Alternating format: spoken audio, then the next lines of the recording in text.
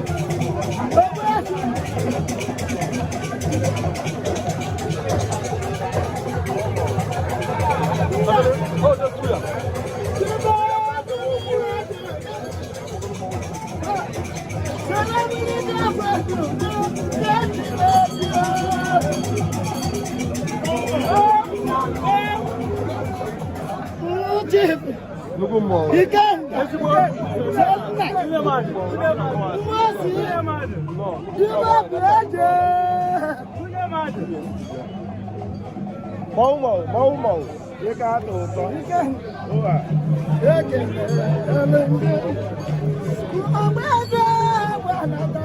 Ikan.